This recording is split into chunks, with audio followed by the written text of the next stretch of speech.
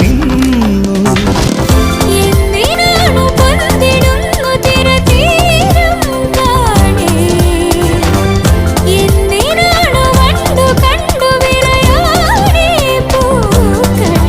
പറയൂ മനമേ, ചൊരിയൂ മധുരം പ്രിയതേ, എന്റെ ഹൃദയതാളം മുറുകിയോ,